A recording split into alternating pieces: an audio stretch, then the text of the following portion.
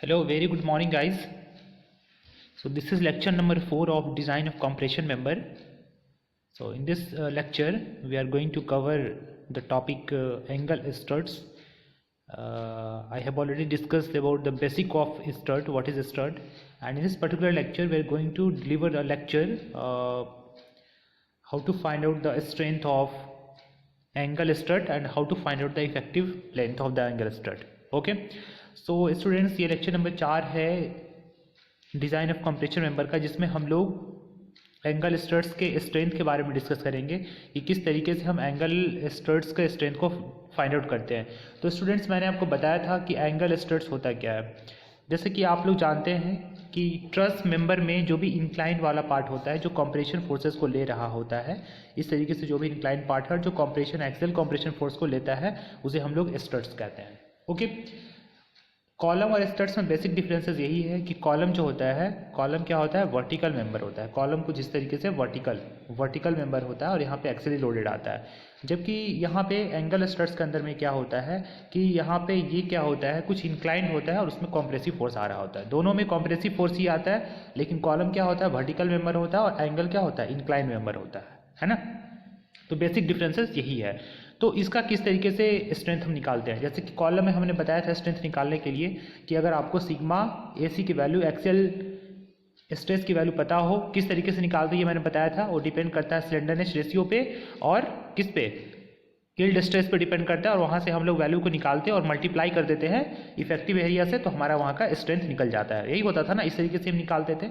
Same procedures यहाँ पे भी करना है, वहाँ यहाँ पे भी हमको सिग्मा AC की वैल्यू फाइंड आउट करनी है। एंगल स्ट्रट्स के केसेस में भी हमें सिग्मा AC की वैल्यू फाइंड आउट करनी है और एरिया को मल्टीप्लाई कर देना है। यहाँ पे जो सिग्मा AC की वैल्यू को फाइंड आउट करते हैं एंगल स्ट्रट्स के केसेस में थोड़ा सा स्लाइटली डिफरेंट है, जिसके बारे में भी अभी हम लोग देखेंगे। ओके, सो चलिए स्टार्ट करते हैं। यहाँ पे देखिए मैक्सिमम स्लेंडरनेस रेशियो की बात की जा रही है। मैक्सिमम स्लेंडरनेस रेशियो के बारे में मैंने बताया था, वो होता है LD divide by R minimum. Starting में ही मैंने बताया था कि maximum slenderness is the ratio of effective length to the minimum radius of gyrations. ठीक है, तो देखिए यहाँ पे कुछ टेबल्स दिए गए हैं एंगल स्ट्रट्स के लिए। एक्चुअली में स्टूडेंट्स जो कोड फॉलो किया जाता है स्टील डिज़ाइन के लिए अभी IS 800 2007 है, बट आपके सिलेबस के अकॉर्डिंग या आपके एग्जामिनेशन में जो भी क्वेश्चंस पूछे गए हैं या जो भी रेफरेंस दिया गया है, वहाँ पे बेसिकली जो रेफरेंस दिया गया है वो IS 800 1984 का दिया गया है। SBT ने अभी तक रिवाइज नहीं किया है न्यू कोड को, वो ऑलरेडी प्रीवियस के कोड को ही IS 800 1984 को ही लेकर के चल रहे हैं। और जो भी आपके एग्जामिनेशन में क्वेश्चन पूछे भी गए हैं और जो भी डेटा गिवन है वो मैंने देखा है कि IS 800 1984 से उन्होंने दिया है। तो IS 800 1984 को ही वो स्टैंडर्ड मानते हैं अभी तक। पता नहीं SBT अभी तक ने रिवाइज नहीं किया है, उन्हें अभी IS 800 2007 को रिवाइज कर देना चाहिए, बट वो IS 800 1984 को ही लेकर के चल रहे हैं। बट IS 800 1984 IS 800 2007 में बहुत ज़्यादा डिफरेंसेस नहीं है, कुछ स्लाइटली डिफरेंस है लेकिन, है ना। तो खैर जो भी आपके एग्जामिनेशन में पूछे जाते हैं मैं उस पर ही बात करूंगा, क्योंकि मान लो कि मैं कुछ IS 800 2007 के अकॉर्डिंग सारी चीज़ें डील कर रहा हूं और आपके एग्जामिनेशन में IS 800 1984 से आ जाते हैं तो फिर आपको दिक्कत हो जाएगा। इसलिए मैं अभी IS 800 1984 को रेफरेंस मानते हुए आगे काम करने जा रहा हूँ। ओके, बट IS 800 और 800 2007 और IS 800 1984 में बहुत ज़्यादा डिफरेंसेस नहीं है, बहुत कुछ बेसिक्स डिफरेंस है। मतलब जो रिवीजन्स होता है उसको हम लोग रिवाइज करके कुछ न्यू अमेंडमेंट ला करके न्यू कोड को रिवाइज किया जाता है, तो बहुत ज़्यादा डिफरेंसेस नहीं है। बट जो भी है IS 800 1984 के अकॉर्डिंग हम लोग देख लेते हैं। ठीक है, ये जो भी हम बात करने जा रहे हैं ये एंगल स्ट्रट्स के केसेस में बात करने जा रहे हैं। ठीक है, किस तरीके से हम लोग उसकी वैल्यू को निकालते हैं। देखिए यहाँ पे जो कॉलम दिया गया है आपका टेबल है, पहला में सीरियल नंबर है, दूसरा में टाइप है, थर्ड में इंड कंडीशन है, फिर यहाँ पे इफेक्टिव लेंथ की वैल्यू है। जिस तरीके से हम लोग कॉलम में देखते थे कि एक साइड फिक्स होता था दूसरा साइड फ्री होता था, तो उसके लिए इफेक्टिव लेंथ की वैल्यू 2 टाइम्स ऑफ L लेते थे। एक साइड फिक्स है दूसरा साइड हिंज है तो उसके लिए अलग कंडीशंस होता था, 0.85 के आसपास होता था। अगर दोनों साइड फिक्स है तो उसके लिए अलग कंडीशंस होता था, 0.60 या 0.65 के क्रॉस में होता था। ठीक उसी तरीके से एंगल स्ट्रट्स के केसेस में डिफरेंट इंड कंडीशंस के लिए डिफरेंट इफेक्टिव लेंथ की वैल्यूज होते हैं। अब यहाँ पे देखिए अलाउएबल स्ट्रेसेस। अब यहाँ पे हम अलाउेबल स्ट्रेस की वैल्यू कितना लेते हैं, ये हर एक कंडीशन के लिए अलग अलग है, और यहाँ पे स्लेंडरनेस रेशियो की मैक्सिमम वैल्यू कितनी होनी चाहिए ये भी दिया गया है। जिस तरीके से हम लोगों ने कॉलम में देखा था कि मैक्सिमम स्लेंडरनेस रेशियो की एक लिमिट्स होती है, उस लिमिट से ज़्यादा नहीं होना चाहिए डिफरेंट कंडीशंस के लिए। ओके, सो स्टूडेंट्स हम लोग यहाँ देखने जा रहे हैं पहला जो कंडीशन है हमारा, देखिए काफ़ी इंपॉर्टेंट चीज़ है, आपके एग्जामिनेशंस में स्टड से 2 क्वेश्चन पूछे गए हैं, 2 या 1 क्वेश्चन पूछे गए हैं, एक स्टड से और एक कॉलम से डेफिनेटली क्वेश्चन बनते हैं एग्जामिनेशंस में, और लास्ट ईयर में आपके एग्जामिनेशन में ये क्वेश्चन आए हुए हैं, सेम क्वेश्चंस बस थोड़ा सा डिफरेंसेस, थोड़ा सा चेंज करके आया हुआ है क्वेश्चन। ठीक है, सारे कॉन्सेप्ट वही रहेंगे, थोड़ा सा कॉन्सेप्ट डाइवर्ट करेगा, बट अगर आप लोग अच्छे से पढ़े रहेंगे तो क्वेश्चन बन जाएगा आप लोगों से। ठीक है, तो पहला जो है सिंगल एंगल डिसकंटिन्यूअस, अगर किसी क्वेश्चन में अगर लिखा रहे कि जो स्टड से सिंगल एंगल डिसकंटिन्यूअस है और उसका एंड कंडीशन क्या है, कैसा है, 1 रिविट और bolt at each and, 1 rivet और बोल्ट एट ईच एंड, मतलब एंड में एक रिविट हो या एक बोल्ट हो, रिविट की जो भी कनेक्टिंग मेंबर, जो भी कनेक्टिंग हमारा जो पार्ट है, या रिविट हो सकता है कनेक्शन में या फिर बोल्ट्स हो सकता है, बट आपके एग्जामिनेशन में रिविट से ज़्यादा कुछ भी नहीं आएगा, बिकॉज आपके एग्जामिनेशन में रिविट आ सकता है या तो वेल्ड आ सकता है, बिकॉज बोल्ट आपके एग्जामिनेशन में नहीं पूछा जाएगा क्योंकि आपके सिलेबस का पार्ट है नहीं, बट यहाँ पे कोड में दिया गया है 1 रिविट और बोल्ट एट ईच एंड, अगर दोनों एंड में एक रिविट और एक बोल्ट रहे तो उसके लिए इफेक्टिव लेंथ की वैल्यू हम लेते हैं small equal to capital L, मतलब जितना लेंथ है वही उसका इफेक्टिव लेंथ हो जाएगा। ठीक है, अलाउेबल स्ट्रेस की वैल्यू लेते हैं 0.8 टाइम्स ऑफ सिग्मा एसी। ठीक है, 0.8 टाइम्स ऑफ सिग्मा एसी, जहां पे सिग्मा एसी क्या है, एक्सियल कॉम्प्रेसिव स्ट्रेस है। ठीक है, स्लेंडरनेस रेशियो की वैल्यू यानी L/R should not greater than 180, मतलब 180 से ज़्यादा नहीं होना चाहिए पहले कंडीशंस के लिए। अब देखिए एंड कंडीशन अगर चेंज हो जाता है, 2 और मोर रिविट और बोल्ट और वेल्डिंग एट ईच एंड, अब देखिए क्या लिखा हुआ है, दो रिविट और बोल्ट हो दोनों साइड में, 2 या 2 से ज़्यादा हो बोल्ट या रिविट्स, या वेल्ड किया गया हो दोनों एंड में, तो उसके लिए इफेक्टिव लेंथ की वैल्यू हम कितनी लेते हैं, L equal to 0.85 times of length. ठीक है, और यहाँ पे अलाउेबल स्ट्रेस की वैल्यू लेते हैं सिग्मा एसी। ठीक है, ये आपको याद रखना है क्योंकि एग्जामिनेशन में यानी क्वेश्चंस में दिया रहेगा जो एंगल स्टड है कनेक्टेड किया गया है 2 रिविट से उसके एंड में, या फिर क्या से, वेल्ड से, रिविट से किया गया हो, 2 रिविट से किया गया हो, या 2 से ज़्यादा रिविट से किया गया हो, या वेल्ड से किया गया हो एंड में, तो वहाँ पे हम इफेक्टिव लेंथ की वैल्यू 0.85 टाइम्स ऑफ एल लेते हैं और अलाउेबल स्ट्रेस की वैल्यू सिग्मा एसी लेते हैं। स्टूडेंट्स बहुत ही इंपॉर्टेंट चीज़ है, बिकॉज जब आप क्वेश्चन बनाओगे अगर ये चीज़ आपको नहीं पता रहेगा तो फिर मैं चाह कर भी आपको नहीं सिखा सकता हूँ प्रॉब्लम्स को, है ना, बिकॉज मैं इसके जस्ट बाद में न्यूमेरिकल क्वेश्चन स्टार्ट करने वाला हूँ, वो आपको तभी समझ में आएगा जब तक आप इन सारी चीज़ों को अच्छे से समझ जाओगे, क्योंकि वहाँ पे दिया रहेगा क्वेश्चन में 2 और 2 से ज़्यादा रिविट्स को कनेक्ट किया गया है एंड में, वहाँ पे इफेक्टिव लेंथ की वैल्यू हम डायरेक्टली लिखेंगे 0.85, तो आप फिर कंफ्यूज हो जाओगे कि कहाँ से आ रहा है। इस टेबल को अच्छे से ध्यान से देखो सब कोई। ठीक है, यहाँ तक क्लियर है। अब चलते हैं हम लोग सीरियल नंबर 2 में। सीरियल नंबर 2 में क्या दिया हुआ है स्टूडेंट्स, डबल एंगल डिसकंटिन्यूअस टैक्ड। इससे पहले सीरियल में क्या था, सिंगल एंगल डिसकंटिन्यूअस था। अब यहाँ पे क्या क्वेश्चन में आ गया है, डबल एंगल डिसकंटिन्यूअस, मतलब यहाँ पे देखिए, यहाँ पे डबल एंगल को कनेक्ट किया गया है एक साइड में, यहाँ पे देख रहे हो यहाँ पे सिंगल एंगल था, यहाँ पे क्या है, डबल एंगल है। तो अगर डबल एंगल डिसकंटिन्यूअस हो, ठीक है, डबल एंगल डिसकंटिन्यूअस हो, connected on same side of gusset plate, मतलब ये जो गसेट प्लेट है इसके सेम साइड में कनेक्टेड है। मैंने आपको पहले बताया था इस तरीके से, सेम साइड में, है ना, इस तरीके से मान लो कि हमारा चैनल सेक्शन इस तरीके से कनेक्टेड है और नीचे में भी कुछ इस तरीके से ऐसे कनेक्टेड है, मतलब एक ही साइड में दोनों channel section angle section connected है। तो इस केसेस के लिए हम जो वैल्यू लेते हैं,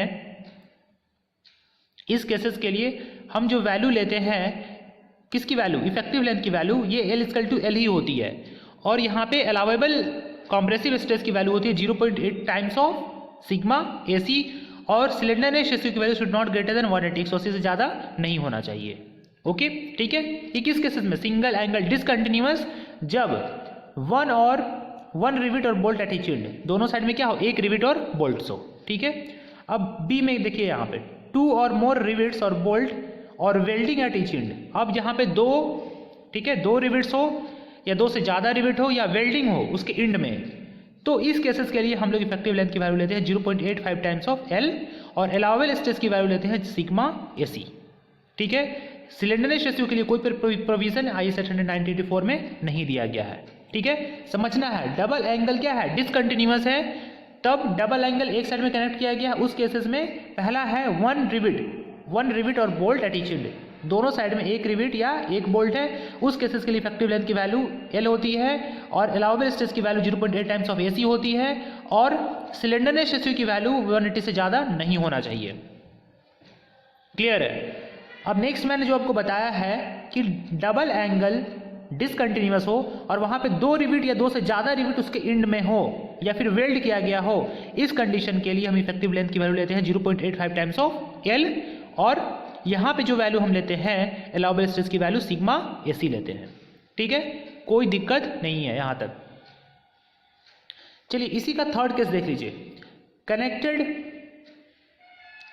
connected on both side of gusset plate by 2 और मोर रिविट बोल्ट और वेल्डिंग। अब गसेट प्लेट के दोनों साइड में क्या किया गया है, कनेक्टेड किया गया है, both side of gusset plates. मतलब कहने का मतलब है कि मान लो ये गसेट प्लेट है और गसेट प्लेट के साइड दोनों साइड में, एक साइड में ऐसे कनेक्ट किया गया है और एक साइड में इस तरीके से कनेक्ट किया गया, मतलब दोनों साइड में। इससे पहले क्या था, दोनों एक साइड में यहाँ पे कनेक्टेड है, यहाँ पे दोनों अलग अलग साइड में, बोथ साइड्स में। तो यही केस है। उस केस के लिए हम लोग जो लेते हैं इफेक्टिव लेंथ की value 0.7 to 0.85 times of L। क्या लेते हैं? 0.7 to 0.85 टाइम्स ऑफ L। इसके बीच में हम कोई भी वैल्यू ले सकते हैं, यानी 0.7 to 0.85 टाइम्स ऑफ L कहने का मतलब है कि 0.75 भी आप ले सकते हो। ठीक है, उसके डिपेंड करेगा। ठीक है, डिपेंड किससे पड़ेगा, depending on the rigidity of the joints. और अलाउबल कंप्रेसिव स्ट्रेस की वैल्यू लेते हैं सिग्मा AC। याद रखिएगा, अगर कनेक्टेड हो दोनों साइड में तो उसके लिए लेते हैं हम लोग ये इफेक्टिव लेंथ की value 0.7 to 0.85 times of L और यहाँ पे अलाउबल स्ट्रेस की वैल्यू लेते हैं सिग्मा AC। ठीक है, ये चीज क्लियर है। अब थर्ड केसेस क्या है, सिंगल और डबल एंगल कंटिन्यूअस। इससे पहले जो भी हम केसेस देख रहे थे डिसकंटिन्यूअस था, अब क्या है यहाँ पे कंटिन्यूअस है। ठीक है, अब देखो वन और मोर रिविट बोल्ट और वेल्डिंग, इस केसेस में सारे के लिए कांस्टेंट है। अगर कंटिन्यूअस है, एक रिविट हो या एक से ज़्यादा रिविट हो या वेल्ड हो, सारे के लिए कंटिन्यूअस है। इसके लिए हम लेते हैं इफेक्टिव लेंथ की value 0.7 to 0.85 times of L। ठीक है, किस पे डिपेंड करेगा ये वैल्यू, मतलब 0.75 से लेकर के 0.7 से लेकर के 0.85 टाइम्स ऑफ L तक हम ले सकते हैं, डिपेंडिंग ऑन इंड रिजिडिटी। ये डिपेंड करेगा इंड के रिजिडिटी पे। और अलाउबल स्ट्रेस की वैल्यू हम लेते हैं सिग्मा AC। ठीक है, तो देखा आप लोगों ने किस तरीके से कंटिन्यूअस के केसेस में हमारा जो है कांस्टेंट है सारे केस के लिए। सिर्फ डिसकंटिन्यूअस के केसेस में अलग अलग है कि मान लो डिसकंटिन्यूअस है, अगर सिंगल एंगल कनेक्टेड है, डबल एंगल कनेक्टेड है, तो कैसे कैसे हम लोग लेते हैं। ठीक है, ये ज़्यादा और भी क्लियर होगा जब हम क्वेश्चन को करेंगे, तो वहाँ पे आपका बिल्कुल कॉन्सेप्ट क्लियर हो जाएगा। ठीक है, बट मुझे लगता है कि अभी आपको ये चीज़ बिल्कुल समझ में आ गया होगा, क्योंकि मैंने बिल्कुल कॉन्सेप्ट के साथ आपको बताने की कोशिश की है, बिल्कुल फिगर के थ्रू, ताकि आपको कहीं भी कोई डाउट ना हो। मतलब यहाँ पे किस तरीके से इफेक्टिव लेंथ की वैल्यू को हम फाइंड आउट करते हैं, क्योंकि क्वेश्चन जो होता है डिज़ाइन ऑफ कंप्रेशन मेंबर से दो टाइप से बनते हैं। पहला क्वेश्चन जो बनता है ये बनता है आपके एंगल स्टड्स पे। ठीक है, एंगल स्टड्स पे। ठीक है, क्योंकि एंगल स्टड्स भी क्या है, स्टड्स भी एक कंप्रेशन मेंबर है और इस यहाँ से एक क्वेश्चन डेफिनेटली एग्जामिनेशन में बनते हैं। यहाँ पे एक क्वेश्चन स्टड से एग्जामिनेशन में बनते हैं और आपके एग्जामिनेशन में पूछे भी गए हैं।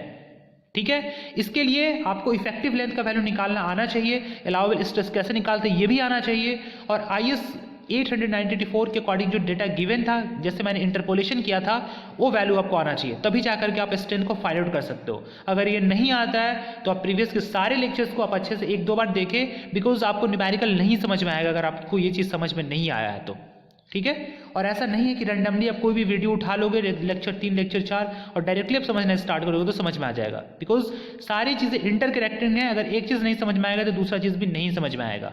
तो एक क्वेश्चन यहाँ पे एंगल सेक्शन से बनते हैं, यानी कि स्टड से बनते हैं। दूसरे जो क्वेश्चन बनते हैं यहाँ पे कॉलम से बनते हैं। ठीक है, कॉलम से बनते हैं और यहाँ से डेफिनेटली एक क्वेश्चन यहाँ पे आते हैं, यानी कि ये 2 क्वेश्चन आपके 12 मार्क के क्वेश्चन यहाँ से लॉन्ग क्वेश्चन पे पूछे जाते हैं, बाकी 2 नंबर का ऑब्जेक्टिव्स। तो याद रखिएगा, अगर आप ये चैप्टर को मिस कर रहे हैं तो आपके एग्जामिनेशन में 12 मार्क के क्वेश्चन आपके छूट रहे हैं। सो आप लोगों से रिक्वेस्ट है कि आप लोग लेक्चर्स को ज़्यादा से ज़्यादा देखिए और जितना हो सके आप प्रैक्टिस कीजिए, है ना। मतलब जो नोट्स आप बनाते हैं उस नोट्स में आप ध्यान दीजिए कि क्या हम कैसे कर रहे हैं। जहाँ पे नहीं समझ में आ रहा आप वहाँ पे वीडियोस को देखिए ताकि आपका जो कॉन्सेप्ट है बिल्कुल क्लियर हो जाए। आप एक बार पढ़ लो तो हमेशा के लिए याद रहे। इस तरीके से पढ़ाई करो आप लोग, ठीक है ना। ऐसा नहीं कि बार बार उस चीज़ को ये करने की जरूरत नहीं है। एक बार पढ़ो, उसके बाद में फिर उस कॉन्सेप्ट को रिवाइज करते रहो, देखते रहो 2 बार 3 बार, दिन भर में जब भी टाइम मिलता है नोट्स को रिवाइज करते रहो, आपका हो जाएगा। अगर आप कॉन्सेप्ट को नहीं समझोगे तो फिर वही है, हमेशा के लिए रटना पड़ेगा, है ना।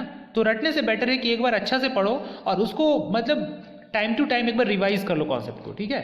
सो चलिए student, thank you for watching this session. So God bless you all.